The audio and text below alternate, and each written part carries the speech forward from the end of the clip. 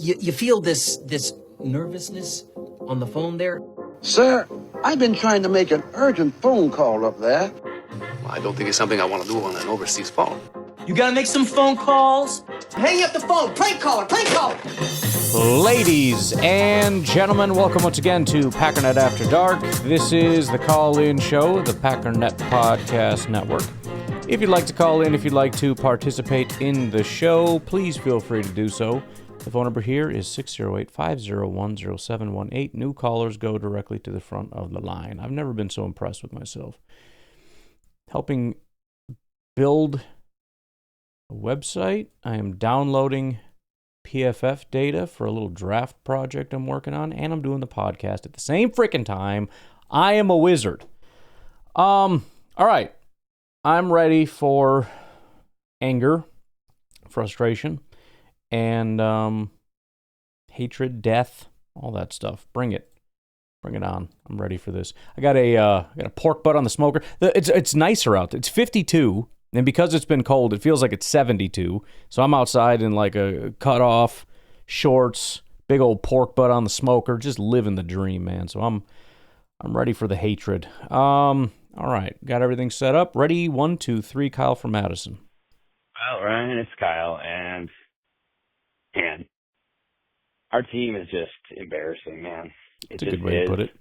It's really, really bad. Our offense is really bad, and I get that. And that's one of the things too, where, like, I mean, I think there are bad takes. And I obviously have a hard time just letting things go that I disagree with, as you noticed. But at the same time, it's not super worth fighting anything because it's just not. Like, I don't know.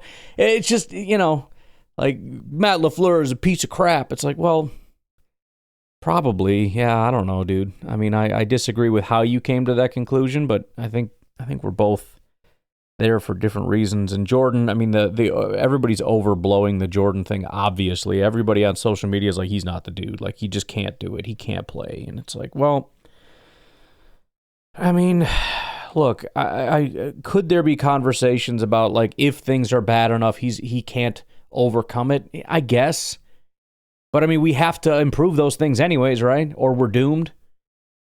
I mean, are we saying the offensive line is never going to be fixed and Tucker's never coming back and we're just going to always have injured wide receivers and everything and Jordan has to overcome that? Like, it's a stupid conversation. But I don't super want to fight that fight because it's like, I mean, he was dog crap, and the receivers did suck. And LaFleur, maybe he does suck. And Gutekunst, maybe he does suck. It's like I disagree with everybody, which pisses me off. But everybody's a little bit right, and also, after a week like this, you're just going to get beat up on. The national media hates you. Bears, Lions, and Vikings fans are laughing at you, and it's like, you're wrong about Jordan, but I'm not going to fight you on it. We're just getting our teeth kicked in this week, and that's just how it's got to be. Missing a ton of guys. But we're just really bad. I mean, like, and everybody seems to be making mistakes. Like, Jacobs, I don't know what was going on that route. Yeah. Just kind of lost his mind for a second. So then it's like everybody's taking turns losing their mind. Yeah. And then just call a freaking timeout there. I know you're trying to save your timeouts. And you know what? I turned off the game. So if we get the ball back and we win, none of what I'm saying, I stand by everything I'm saying, even if we somehow flukishly get the freaking ball back or something. But we go down, 4th down, don't call timeout, legal procedure, don't get it anyway. Just go out like a bunch of chumps. Mm-hmm. And I mean, the defense playing out of their Well, and that, like, the 4th and 1 thing, that's another one too. And I don't know this, but I mean, just based on the way that this generally works, when you hurry to the line or whatever, that's when Jordan takes over.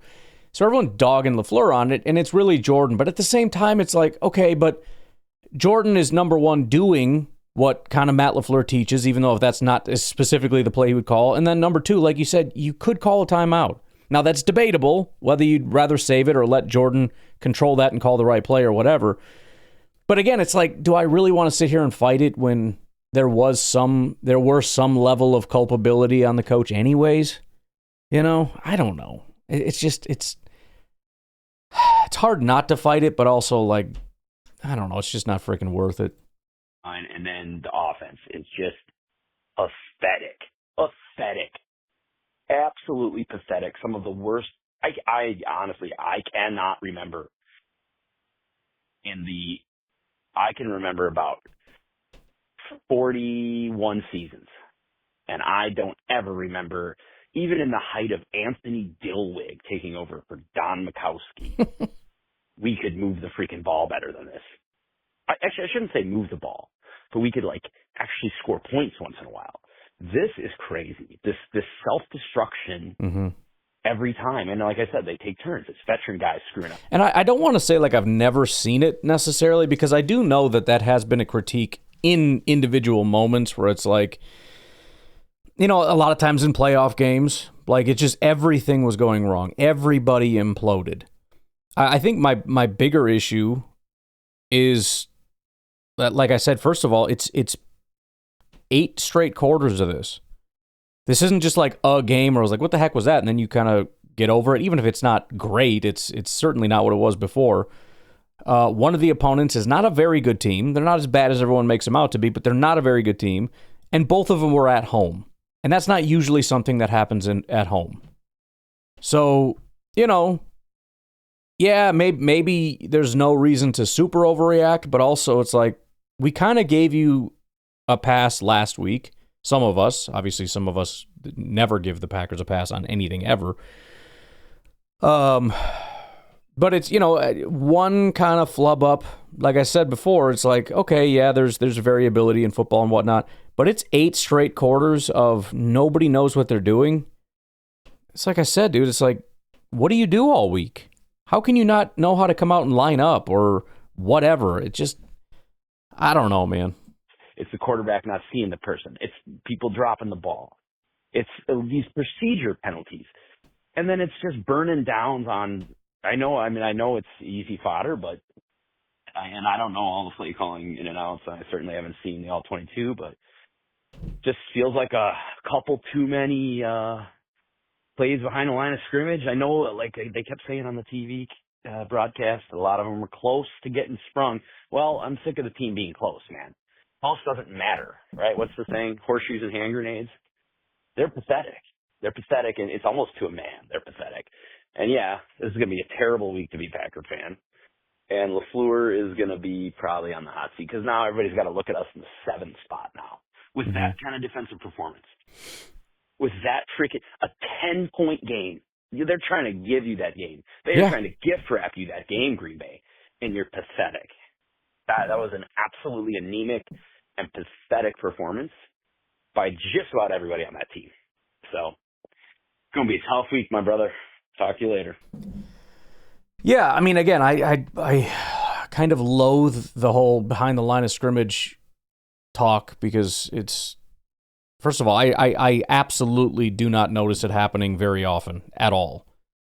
I think it's just blown out of proportion because, you know, the very small percentage of the time that it does happen, it's usually not very successful.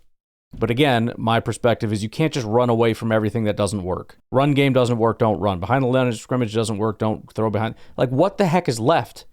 And why is it you think we should pass after watching this team try to pass? Like, why do we draw lines in certain areas where it's like, this thing doesn't work, but we should do it all the time. This thing doesn't work, and we should definitely do it, I don't know, never.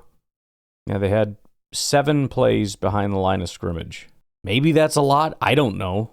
They got 34 yards out of that. You know how many yards we got on passes 20 yards or deeper? 25. So on deep passes, we got less yards than passes behind the line of scrimmage because we only completed 1 pass for 25 yards out of the 4 attempts. So we were 25% on that, 50% on passes 10 to 19 yards, 73% on passes 0 to 9, and 100% behind the line of scrimmage, which is another thing to consider. Again, I'm not sitting here trying to fight for it, but I just don't think we think these things through very much. If the pass game isn't working, you're looking for higher completion type things. There is a direct correlation. Again, I mean, it's almost comical how it's 25% increase every single time. It's 25, 50, 73, pretty close, and 100%. If you want to complete a pass, because the pass game isn't working, the closer to the line of scrimmage it is, the more likely it is to complete a pass. Yeah, but it's not going to do anything. Okay, well, you have a 75% of an incomplete pass down the field. What is that going to do for you?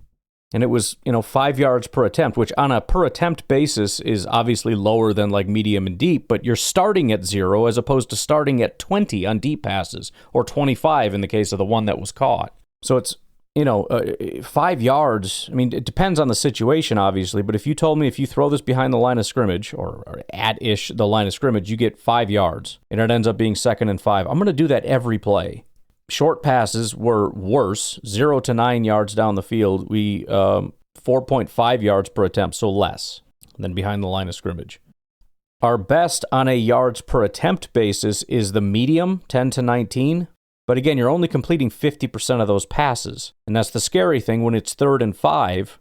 Are you looking at a play that is 100% complete, 75% complete, or 50% complete?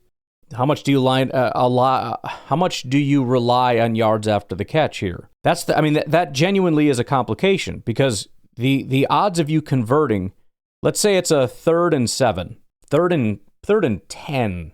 I don't know. There's a sweet spot in there somewhere. Behind the line of scrimmage is pretty sketchy the closer or the further we get away. We're probably talking between short, medium, or deep. Also, the defense is going to change things at the sticks. But the bottom line is, like, what do you do? Do you throw behind the line of scrimmage, which has a 75% chance of being caught, but you need a yard or two? Someone is at the front door. A yard or two after the catch. Or do you throw an intermediate pass, which is already past the sticks, and as long as somebody catches it, it's a guaranteed first down, but there's only a 50% chance of that being caught? What do you do? Do you rely on your guys to block, to break tackles, to do those things? Or do you have no faith in that and you just try to hope that somebody can get down the field and your offensive line can block long enough to keep your quarterback comfortable, and that your quarterback will find the right guy down the field and throw an accurate pass and that guy won't drop it? Either way, you're relying on guys to do their job, which is the problem overall. If you throw further down the field, your quarterback's probably going to get sacked, or he's going to panic and scramble and not see the guy that you got open. Behind the line of scrimmage is just an easy button. It's a guaranteed reception. It's going to be caught. And if they can just block one guy, if they can spring one guy, if they can just make one guy miss, it's an automatic 7, 8, 9 yards. If only. And again, I understand the frustration from Packers fan standpoint, but I also, as a coach, would look at the numbers and go, it's the easy button. I just want to push it. Please. And again, there's no easy button on the other side. Why don't you just throw it 9 yards down the field? Well, because there's additional issues. Again, it's like when you create guys in Madden, you slide this one more and you have to slide other things down. It doesn't just get better. Like, this category gets better, but this one gets worse. So what do you do?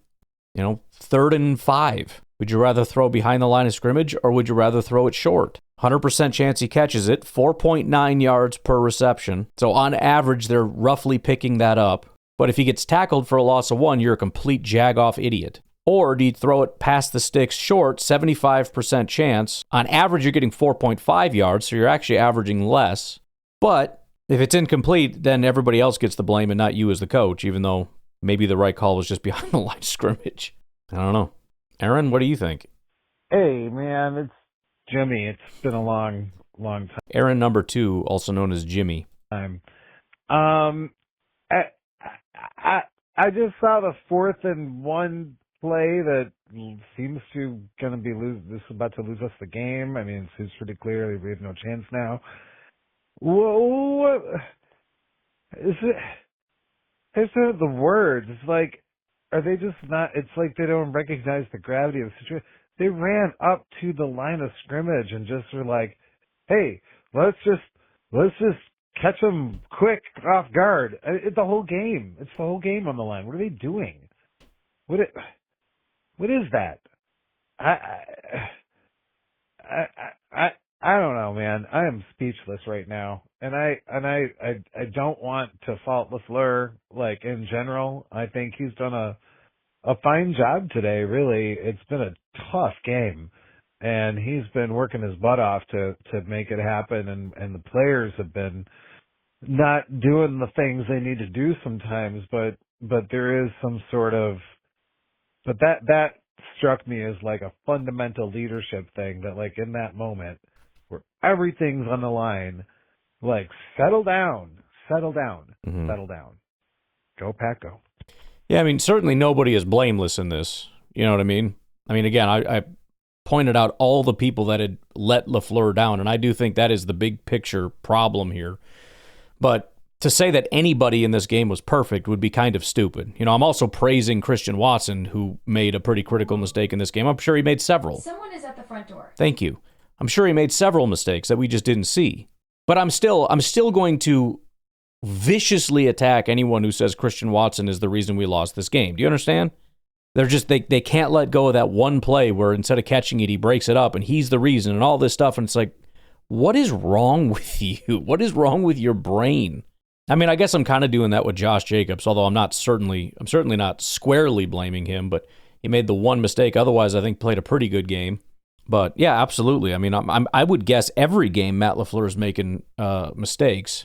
So, I mean, you know, again, we can go back and look at any one individual play or situation where it's like, I should have done this, that, or the other, and Matt LaFleur will readily tell you. I mean, that's the thing. You go back and grade these games, there's just a series of pluses and a series of minuses. Everybody's got pluses and everybody's got minuses, you know?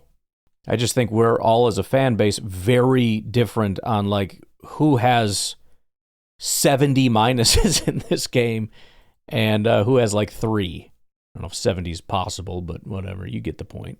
All right, let's take a break. We got more Corey from Ohio. Corey, well, there's just 2 more, but Corey is fired up. So we'll take a break. We'll be right back.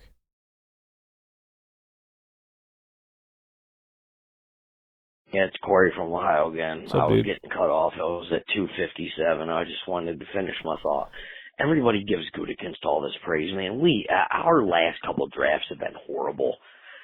You got Jordan Morgan we pick in the first round. The dude hasn't done anything. Lucas Van Ness, he's gotten a little better, but he's not lived up to a first-round pick. Well, Lucas Van Ness was on his way to being a very, very... I mean, if you look at the stats right now, he's up there with the top pass rushers. He's just freaking hurt. Now, with that said, that seems to be the way everything works in Green Bay. They flash, they get hurt, they never get back to that again. Elton Jenkins was that way. Holy crap, we got a stud. He gets hurt, he deals with injuries off and on for the rest of however, and Christian Watson, holy crap, he's amazing, injured all the time. Jair has his great year, then he's injured all the time. Rashawn Gary, elite, then he starts getting injured. It's every single time. Hopefully we're not dealing with that with Zach Tom right now, who is struggling through injuries and hasn't quite gotten back to what he has been. So I can't promise you that we're going to see that full version of Lucas Van Ness. And I don't mean to circumvent your whole point. I'm kind of stuck on the Van Ness thing because in general I agree. And you started off by saying everybody gives Gutekunst praise. Look, you gotta view things as they are at the time. People have their moments, right? Like I've said that the Seattle GM Schneider, that guy had like 2, 3, 4 elite years. But that was like 2017, dude. He hasn't done jack since. And it's funny when like the anti-Gutekunst people get in, they're like, oh, Schneider's better. And it's like, no, he's not. What are you talking about? And they're like, oh, look at 2014, 15, 16, 17. Bro, you're an idiot. I think Gutekunst, first of all, when you look at 2018 to 2019, to go from a team that is not even a playoff team to a high caliber, one of the top teams in football, completely revamped. He did it a second time. I think his free agency pedigree has been phenomenal. His drafting had been very good. But again, you always have to keep evaluating things. And I think if you start from now and you start going back, it's really starting to dip. And that was the same with Ted Thompson. He was a phenomenal GM. And then you start looking at, 2015, 16, 17, 18, like in that range. And it's hard to admit because it's like, no, he's just good. And it's you forget that things change. No, he's a good GM. He's not a bad GM. It's like, well, he was a good GM. Now, I don't know. So again, I haven't run the numbers, and we got to see how the rest of this year pans out. But yeah, I'm certainly not happy with. I had an interruption there, so I forgot what I was saying. But I mean, it's the same with Matt LaFleur. And this is the thing that, and I'm not talking about you, but a lot of the negative fans who have been anti-LaFleur, anti-Gutekunst the entire time, and now that things are bad, it's like, oh, see, I thought he was good. What is this? Well, he was good. I saw somebody did that recently with Jair. They showed that Jair was a healthy scratch with the Ravens. By the way, I just saw the news about Jair recently, about stepping away from football, which is good. I think it's a good decision for him. Things are really spiraling. Go take some time. But some Bears fans said, oh, Packers fans said that Jair was better than Jalen Johnson, and now he's a healthy scratch. And my comment was very simple. He was. I wasn't wrong when I said that, stupid. That would be like saying, oh, yeah, you actually think Brett Favre is better than, like current stage Russell Wilson? 1,000,000 times better than current Russell Wilson. Oh, really? So if you put him on a football field? No, Russell Wilson today would be better than Brett Favre because Brett Favre is 90 and has like Parkinson's or whatever. Of course Russell Wilson would be better. What a stupid way to look at it. So it's the same with Gutekunst, right? I gave Gutekunst credit when he was a good GM, but I don't know that in recent times you can say that he's really still at that level because things always change. Good GMs become bad GMs. Good coaches, that's why people get replaced. Very rarely do people just stay for like dozens of years. It happens, but it's almost never. So you have to be open to continually evaluating these things, which can be difficult because you get into so many blood fights and bloodbaths that you feel like you lost if you're like, oh, yeah, I guess I don't like Gutekunst. I guess I was wrong all along. No, you weren't wrong all along. You were right. And now if you want to continue being right, you have to now say he's not doing a good job. Again, I'm not fully there yet. I haven't fully looked into it, but I know I'm not thrilled. Marshawn Lloyd hasn't played in 2 freaking seasons. I have a hard time being mad about Marshawn Lloyd because the guy's injured. I mean, it doesn't mean he's bad. He got hurt. I mean, there's nothing you can do about that. We picked a lineman this year that's been out for the whole entire year. You got Colin Oliver's been out for the whole entire year. Again, the injury stuff, unless they have a really bad injury history when you draft them and then they're injured, I don't know how you can blame the GM for drafting a guy who then gets hurt. Like, what the hell kind of draft picks are these? Grickens is he picks, what the guys he does pick are high-end athletes, but not good football IQ. Athletes don't always win, obviously. The football guys that have a little bit less IQ or a little bit less talent, but more football IQ, that's the guys you got to get. That's always been a thing that I've been saying for a while, too. And it varies. I mean, the crazy athletes are the ones that when it hits, it's like a lottery ticket. You know, it doesn't usually hit, but when it does, holy crap. But I've definitely been more of the just find good football players, man. You know, a lot of the guys that are just good football players, but it's like, yeah, but they don't test super well. Like, you know, Cooper DeJean or whatever. Like, he's not an elite athlete. I don't think. Maybe he was pretty good in a couple things. But I'm just pulling that off the top of my head. You know, they do the testing like Jackson Smith and Jigba, and it's like, yeah, I don't know. He's kind of slow. And they're elite players that are just elite players. Now, there are sometimes there are guys that dominate college and they suck in the pros. But I've definitely always leaned that way because some guys just have it.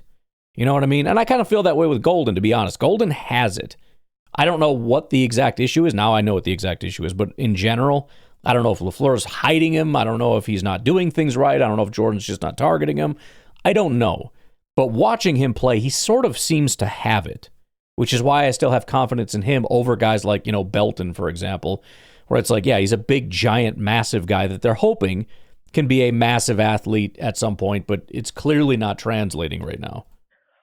He's choked. He's choked hard. You guys keep going after Gutekunst, giving him his praise. He's done shit. He's done shit for the last couple drafts. He hasn't done anything. Yeah. And the guys he does draft high, like Watson, Golden, he's not using because Green Bay likes to get their guys. Well, Watson they use when he's healthy, which is like never. Apparently slowly acclimated.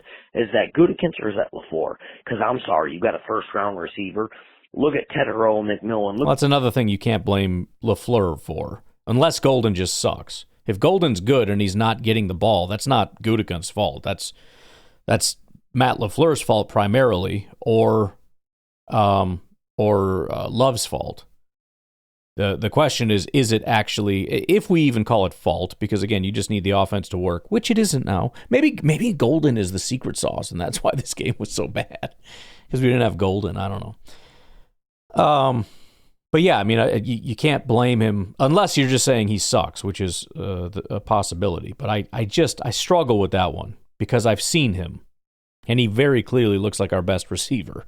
Now, that doesn't mean he's running the right routes or doing the right things or being able to block or all that. The nuance that is necessary to run an offense efficiently, maybe he doesn't get that. And I'm hoping that's just what it is and he will get it, because then that number one thing is coming.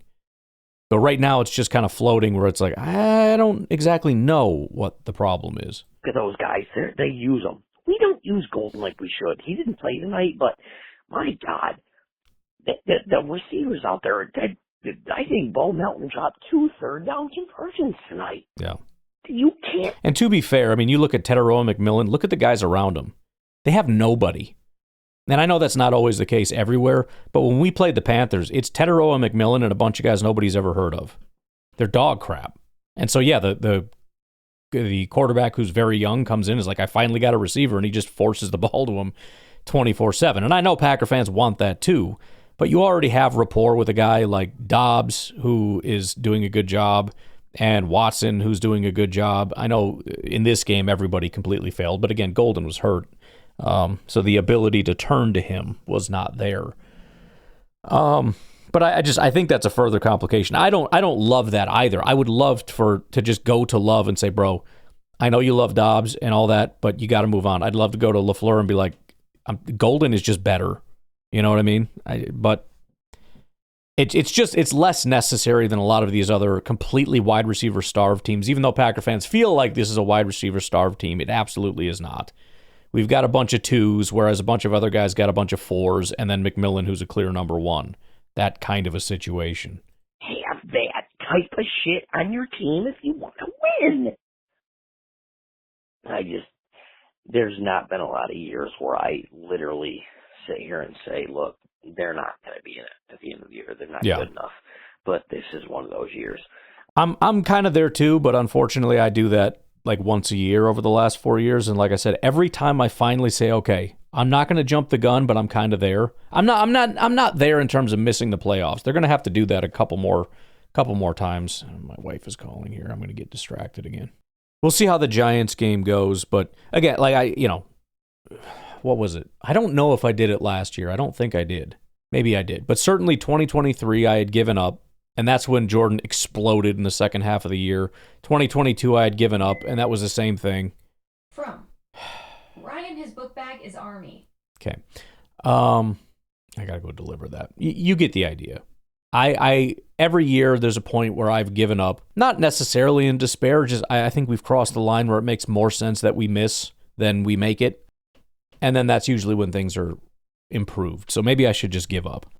I'm watching this and I'm disgusted. It's a joke. And LaFleur knows who the good guys are. He doesn't use them when he can, and I don't know what to even say. I'm so freaking distraught right now over this game. We had a chance numerous times. Our defense held them to 10 points. The Eagles to 10 points. Which that was part of the frustrating thing is they kept giving me hope. It's such an unusual thing. Usually, I don't know why. I every time the defense give us the ball back, it's like, oh, this is it. Like this is the momentum shift kind of thing where it's like, oh, it's in our favor now. We're going to drive down, and then we're within this score, or then we're tied, or whatever the case would be. And it just kept never happening. And then the defense give us the ball back. It's like, oh, okay, here we go this time, and then it didn't happen. It's just even at the end of the game. It's like, oh, we lost, and then the defense stopped them. And then we drive for a little bit, and then there's a 4th and 1, and then I left. And then it turns out we got another stop and another drive and another attempt, and we lost again. It's like, how is this? We lost like 3 times, and the defense kept giving us opportunities, and all we needed was a single freaking score. It's crazy. From my standards, it's pretty good. This is the second week in a row our offense has lost a game. And in the Browns game, I feel like offense, special teams, obviously doesn't help. You got a block field goal, but the offense lost the game. You should score more than fucking 10 points in an NFL game. You should score more than 16 last week, and you should definitely score more than fucking 10. This team's, this year's not our year. It's a casual reminder that After Dark might be a little bit more spicy, and I've given up bleeping out all the swears and everything. So be advised. Hey, what's up, Ryan? Game just ended. That little shank of a kick that just happened. Listen, I'm not even going to get emotional about this stuff anymore. I've learned to just take it as it comes. But I'm going to say something. I used to blame Matt LaFleur for play calling because I just assumed that's what it was, and I don't think it's that. And then I was blaming Jordan Love. And I will say in the first half there were quite a few plays where I think Jordan Love missed opportunities. Even in the fourth quarter when he missed Christian Watson, he threw him up the field instead of to the boundary. But I think the biggest problem that I sat down here tonight and watched with my own two eyes on the offense is execution. And I mean across the board. Yeah. What do we have? We Jacobs in the fourth quarter with the freaking he turned inside instead of outside. I mean, right. That was easy, like 20-yard pickup right there. We got receivers running into each other, right?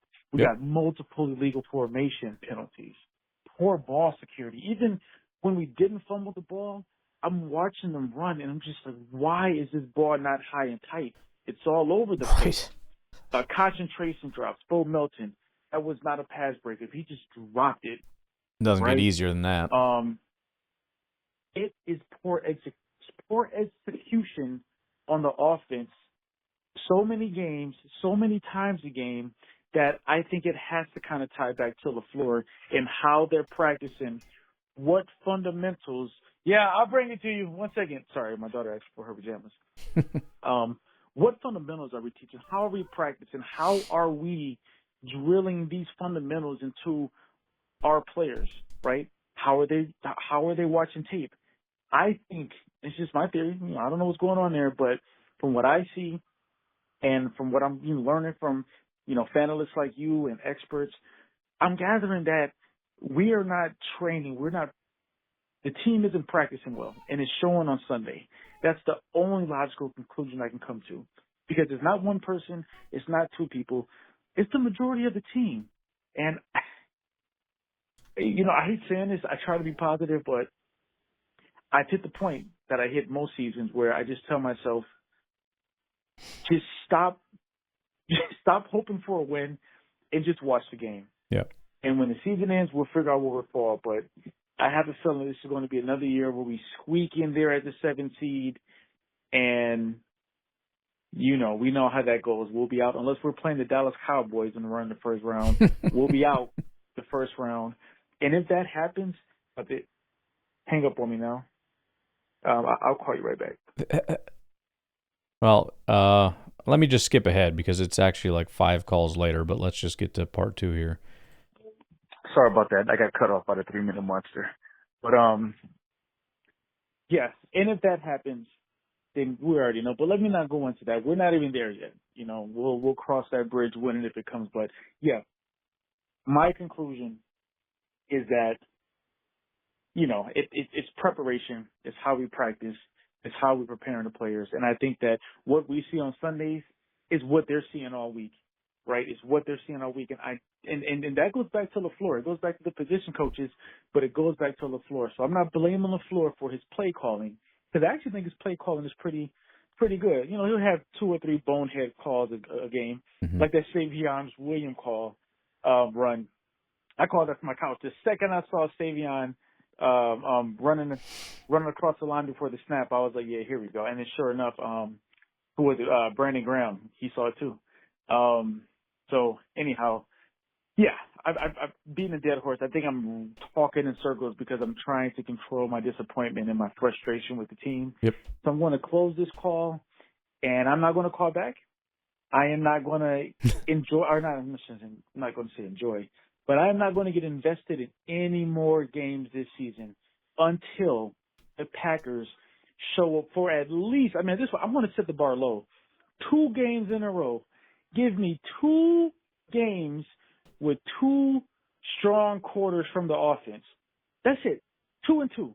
Give me 2 and 2, and I'll start watching the games with a little bit more investment. But until then, I do not believe they can do it. And I don't care who wasn't available. I do not care. You are a professional. They're football players. I don't care if there's no Tucker Craft. I don't care if there's no Golden. I don't care if freaking Dobbs had to leave the field. Don't care. That has nothing to do with your ability to catch. Yeah, you notice how that never seems to affect the other team when we play them? Every week we go into it like, oh man, their offensive line is decimated. We don't beat them by 40 because we just wreck their offensive line. They make whatever necessary adjustments that they need, whether it's quicker passing or whatever, so that it really isn't that big of a deal. Which is why whenever I preview a game, I don't try to lean into that too much because it's not you get people's hopes up too much. But for us, man, we lose a couple people, you see it. You lose the tight end, and that entire portion of our game is dead. You lose a couple wide receivers, and it is evident. Like you said, receivers running into each other and guys dropping passes and whatever. Like you very much can tell anytime somebody goes down. Has nothing to do with your ability to control the ball. Has nothing to do with your ability to run a proper route and not run into your freaking teammate. Has nothing to do with these things. So, yeah, I think I'm done. I'm gonna go shower and go to bed, man. Have a good night, Ryan. Yeah, I agree with all that. And the biggest thing that I would say, again, we're all stuck arguing about the play calling and the play calling and the play calling. Look, I've made my position on that very, very clear. But at the end of the day, Matt LaFleur is not the offensive coordinator. He's the head coach. That is his job. And when you're disorganized, when you're not making proper adjustments, when your game plan doesn't seem to be working to mitigate those problems, to overcome those injuries, when guys are undisciplined, unprepared, when they're not putting out effort, that's where you look to the head coach and say there are head coaching duties and responsibilities to make these things not what we're watching. So, the only question that we're seemingly arguing about, which is unnecessary, is if we were to hypothetically say, what if we made Hafley the head coach and Matt LaFleur the offensive coordinator? I would say yes. Half the fan base would say no. At the end of the day, it doesn't matter. Nobody really wants him. I shouldn't say nobody, but if this continues, not too many people are going to advocate for Matt LaFleur continuing in his head coaching capacity, and there will be no other capacity for him. So whether it's the play calling or the other stuff or both, it kind of does it kind of doesn't matter. It does a little bit in terms of really fully understanding what's happening, but we're all kind of in agreement on where we stand, where Matt stands, where the team stands. Again, I'm trying not to speak too broadly in terms of he's going to get fired or he should get fired or we're not going to make the playoffs or this is just what it is. Starting next week, we might just sail on. We're going to get Golden back and he's going to explode and the offensive line is going to be much better and Jordan's going to be playing on fire and those things are possible. Just as it was possible for us to go from such a good team to such a bad team, and which is happening all across the league all the time. There's constant changes that are taking place. That can happen. It could also get worse. I don't know.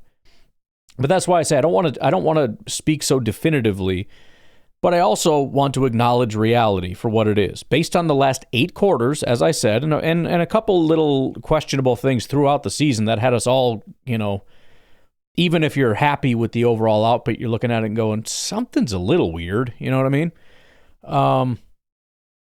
It just is what it is. We spend the week analyzing it and saying, okay, here's what it is. If you do this, then this. If you do that, then that. And if you do this over here, then he's fired. We find some new people. And then we look forward to it because you know what? I like our quarterback, and I love that we have Micah and Rashawn and all that stuff, and I'm ready for these things to really take hold, and I'm excited to get excited about it. And right now I'm not excited about it. So, and it's like I've said before too, it's up to you. I'm not going to sit here and defend you if you're not going to go out there and play like a team that deserves to be defended or praised. You don't like what I'm saying, then play different. Some of these players get on there and get all pissy about, oh, these guys with microphones, even though, I mean, Micah's right about what he's saying in terms of the opinion, but they all get pissy about it. You don't know football. You don't know this. Don't get pissy. Just play better. Don't cry to me. I'm doing my job. When are you going to do yours? Don't worry about me. Do what you got to do. Go catch a football and then talk. Convert a first down. Don't worry about what I'm talking about. I'm not going to defend Matt LaFleur if Matt LaFleur doesn't deserve defending. I'm not going to defend Gutekunst if Gutekunst doesn't deserve defending. And that goes for Jordan and everybody else. I'm going to be honest. I'm certainly not afraid to go against the grain, as you guys have seen. I'm certainly on the other side of things for the most part on Matt LaFleur, but I don't care. It's where I'm at. And again, it's not that he should keep his job necessarily. It's just the play calling thing. But I'm just going to call it like I see it, and that's it. That's all we can. That's all any of us can do. You just do the best you can to gather as much information as you can and try to figure out what reality is. All right, let's take our final break, and we got more Kyle from Madison. Man, only this iteration of the Packers could actually find a way to make me suffer through 2 losses in one game. So I turn off the game, I come back in, somehow we get the ball back. Just in time to watch McManus Yes. miss the field goal. Well, it's like I said, I walked away and my son came downstairs and updated me on all the things that happened, and I'm like, I'm so glad I didn't see it. I have no interest in watching it. I accidentally saw one of the misses. I don't know if it was the shank or the block. I just saw it clearly missed, and I was like, I don't even want to see that. I wish I didn't see that. I don't want to know. I don't want to go back and witness any part of that. It's just like I already watched it through 4 quarters. I don't need to see more of the nonsense. So twice in 10 minutes, I get to experience a crushing loss. Yep. So if this team is talented at anything, it's that, I guess. But all I can do is laugh, man. At this point, it's oh my God, the suffering is just immense. Just feels like burning everywhere. Okay, have fun this week. Yeah, I didn't even see that, and I still feel like I witnessed 2 losses because like I said before, when the Eagles had converted a first down in our territory with like 3 minutes left, I'm thinking, I mean, it's basically over. I mean, I know it's not definitively, but they're just going to run the ball 3 times. We're probably not going to be able to stop them to get another first down. And they're going to be probably in field goal range. Like it is over. And then for some stupid reason, they start throwing the ball, burns no time, and they go out from there, and then we get the ball back, and it's like, holy crap. So in my mind, we lost, and then I had hope again, and then we lost again. And if I had sat there would have been another actually 4, because there's the missed field goal, and then the other attempt, and then the block. So there's like 4 times we lost in that game. Oh, the amount of opportunities we were given is staggering. Hi, this is Neil from Pennsylvania, longtime Packer fan. What's up? Decades and decades. For some reason, we have you down as beers, brats, wings. So I don't even recall doing that one, but it's good to hear from you. And I'm just done with LaFleur. I know they're still got a winning record.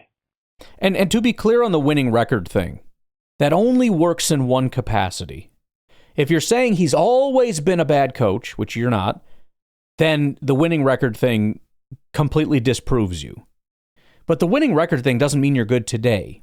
Most coaches that are, have coached for a very long time, and then are not playing very well, they probably have a good record. That's how they got to be in this position for such a long time. Not as good as Matt LaFleur's, but that's not the point. It's just like with Aaron Rodgers talking about, oh, what about all the MVPs? You're actually going to let him go?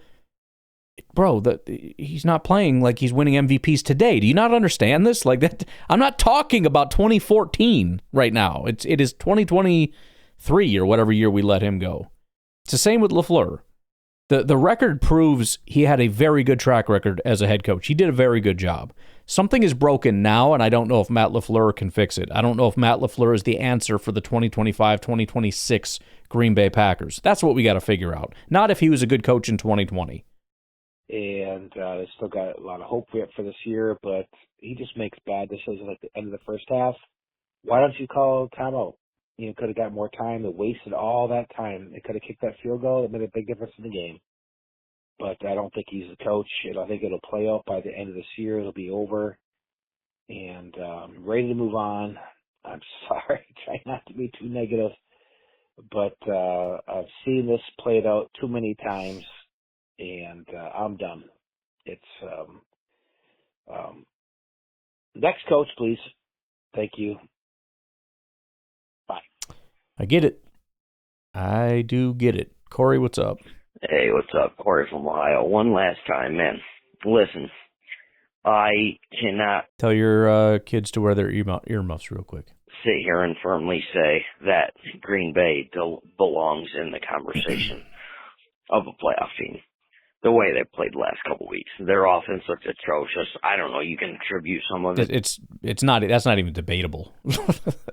If you're saying the last 2 weeks they're not playing like a playoff, then nobody would disagree with that. To Love, some of it to LaFleur. LaFleur calls bad plays at times. The pass rush is getting to Love with 4 guys, and he's calling 7-step drops, which is stupid. But then you got plays from Love that are dumb too. So it seems like a little bit of everyone.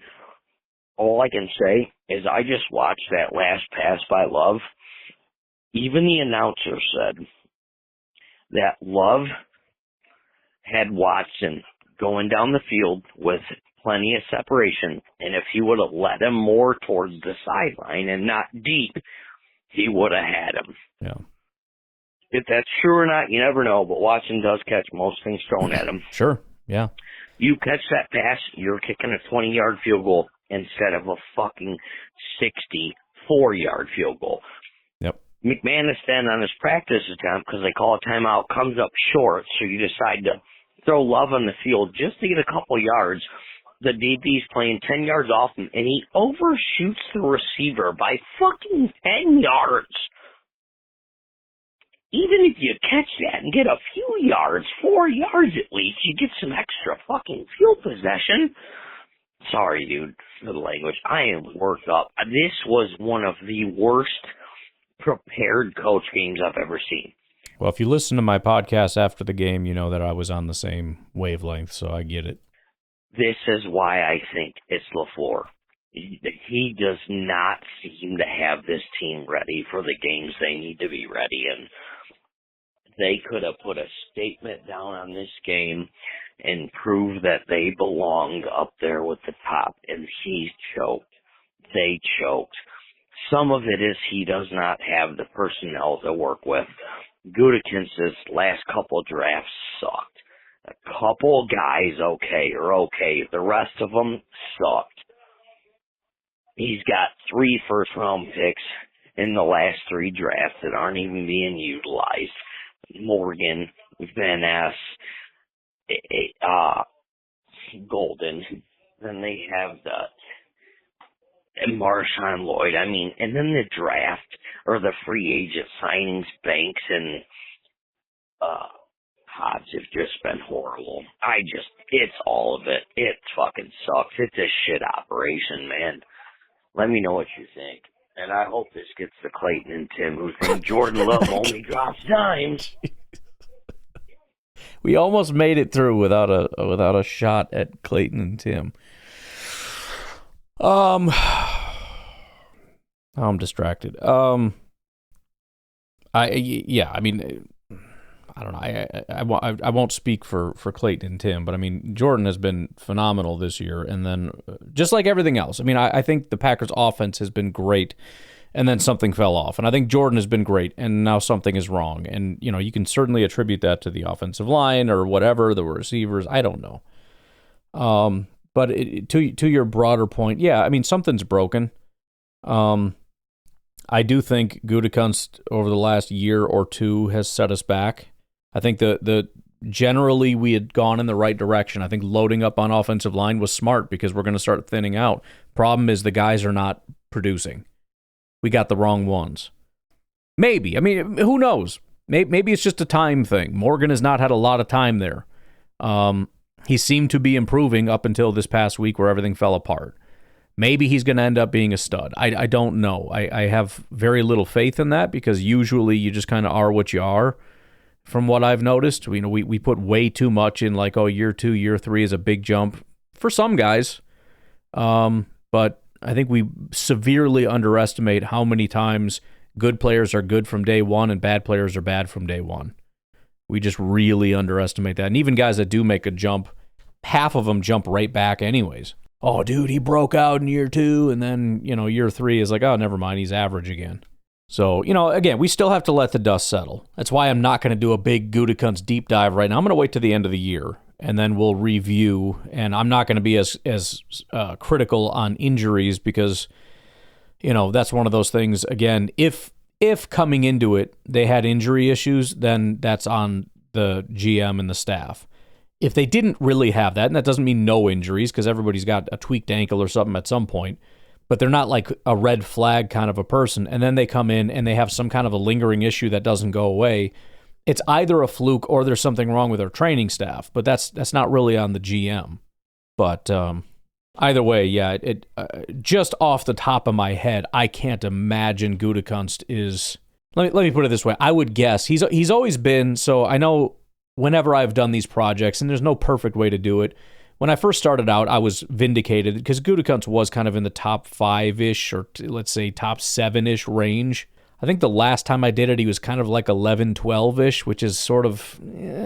And I even came into it and I said, this is a big year because if it goes south, I'm like if this is a bad class and last year's class doesn't take a jump, that's going to be not great. And just off the top of my head, like Edgerrin Cooper has gone backwards. I don't know too many complete studs. Evan Williams is a good pick. Bullard, I think, is improved. He's not necessarily a stud, but he's at least starting and improved. It's not all bad. I mean, Valentine is an absolute slam dunk home run. That's a 7th round pick that is starting and playing at a top 10 cornerback level. I mean, that is a hell of a pick. But I would just guess he's outside of the top 16 if I were to come up with some kind of a way to evaluate the drafting portion, because I don't know exactly how to do free agency. I'm sure there's a way, but I don't know. Anywho, let's get Steve in Alaska, and we'll probably wrap it up there. So, Steve, take it away. Well, Ryan, Steve up in Alaska, and I got to say I'm not all that happy because, of course, we lost. Yeah. I don't know how I'm going to look at what we got going on right now, but I will say this. Those people who are going to start screaming and hollering about that we got to get rid of LaFleur, you all need to shut your mouths. We have a big problem with our offensive line. Let's be clear and honest about this. Our offensive line doesn't open any holes. We haven't seen any really good holes for anybody to run through this entire season. And in the last couple games, Jordan Love's been under pretty intense pressure. So who are we blaming for that? The coach and the play calling? Or the fact that the 5 guys, sometimes 6 when you add in, running backs and tight ends, who are supposed to stop people from getting to our guys, are not stopping people from getting to our guys. And I know, Ryan, you lay yourself down for using the PFF for your base for doing what you're doing. I don't care what scores they give our guys. I really don't. I think we need to look at the fact that when they make mistakes, it's key guys that make mistakes. It's key points, not the secondary guys. It's the key points. Because that's where we're losing things. If anybody out there is a historian of history or military history, you understand that the battle happens and there's lots of things going on, but there's a key point, and where we're losing ourselves are on the key points on the defensive line. I just watched this game with my buddies, and the defense was amazing. I don't care what both defenses were great. We couldn't get ourselves together to make anything happen offensively. Through the line, everything was done by these miraculous little spurts and pops here or there. So that's where I'm going. Everybody's got to back off as the coach, and we need to talk about getting ourselves up on the defensive line. If you thinking I'm foolish and crazy about it, I look at it this way. The last 3 years, we focused on defense and wide receiver, special, not, I don't say special teams, but running back. We picked up 1 or 2 guys way late in the draft. We need to start doing some real work, offensive line wise, middle of the draft. Go Pack. Yeah, I mean, that is, I hear you crunching through the snow. That is another way to kind of view this situation. It is a tough situation. As I've said before, one of the problems I have with the critiques of Matt LaFleur is if you just go back 2 weeks, the Packers' offense is one of the top offenses in football. If you go back over the last several years, they're one of the offensive output has never been a problem as long as Matt LaFleur's been here, and that's with 2 different quarterbacks, a billion different iterations of offensive line, wide receiver, tight end, etc. He has consistently outputted good offenses. That's different now, right? And one thought is, well, again, when there's adversity, you have to be able to overcome that. I think that's fair.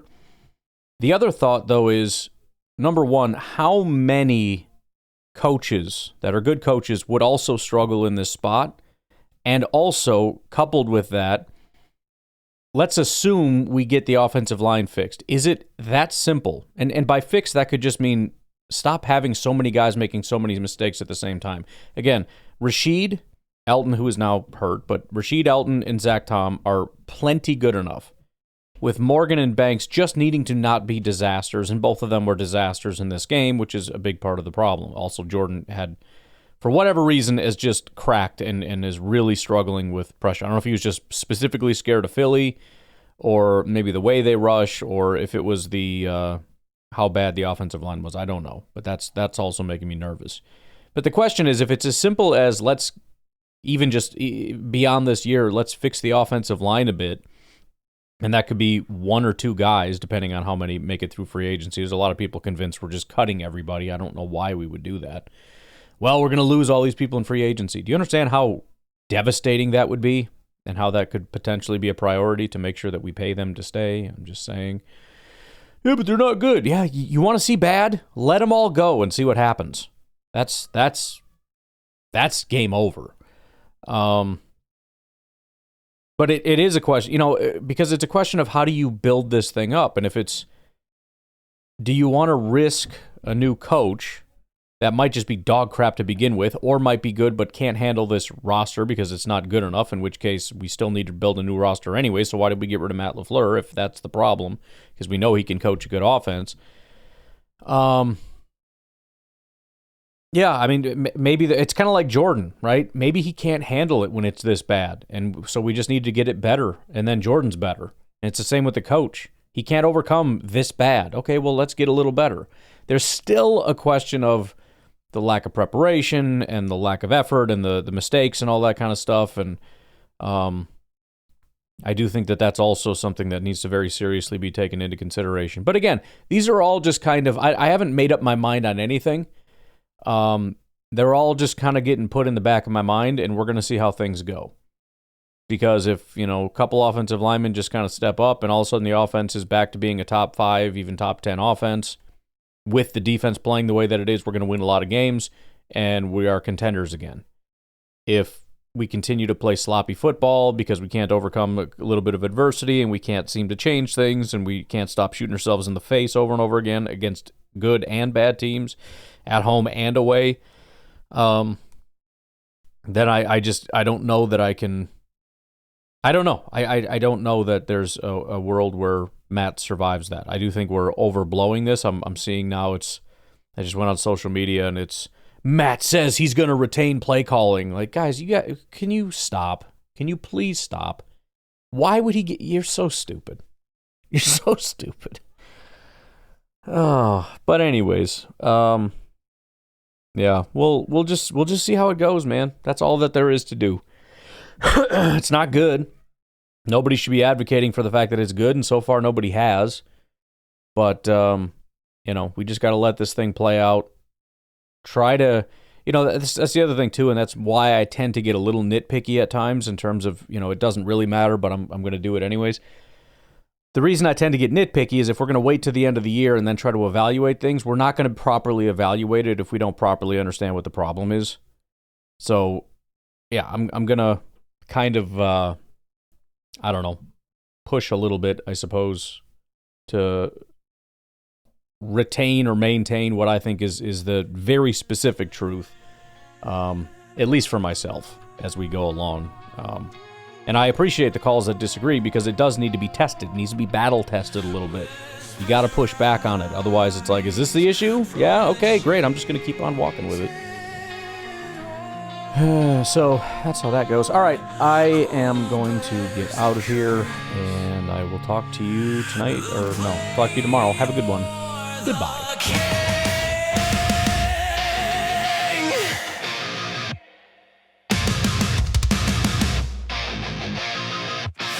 Green and gold warriors, shields cracked and worn, love's unfiltered, throws to the storm, drop dreams in the dirt, penalties shame their feet, old line crumbling like ancient defeat. Fumbles echo through the Lambo night, injuries claim the brave in this endless fight, fans scream from the stands, it's you who failed the call, but the ghost of execution on us all. The battle lines drawn in the bitter cold, accusations fly, stories untold. Is it the hands that drop or the minds that break? In this under war, who sold to forsake? Hail to the blame. In Lambo's nightmare we rage. Players or king who seals our cage. Torn apart in the cheesehead fray. Leadership crumbles, play calls betray. Scream for the throne, the reckoning's here. Packers divided, drowning in fear. Play the bass, play the heart, let's game. In this unholy game, we shatter the dream. The puppet master pulls strings too tight. Shotgun runs into the endless night. Sideways arrows, no fire in the vein. Predictable curses driving us insane. No flow for the quarterback, chained in the pocket deep. Birds have silence where heroes weep. Fans howl at the scripture calls of the chain. LaFleur's design, but the call is the bane. The crown weighs heavy on the sideline throne. Immature legions fighting alone. Is it the scheme that binds or the leaders fall? In this frozen hell we answer the call. Hail to the blame. In Lambo's nightmare we rage. Players or king who seals our cage. Torn apart in the cheesehead fray. Leadership crumbles, play calls betray. Scream for the throne, the reckoning's here.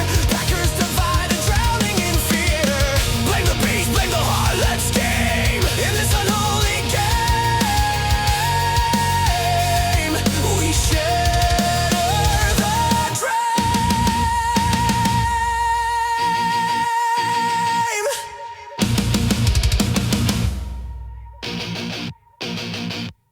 7 years crown, no ring inside. Repeats in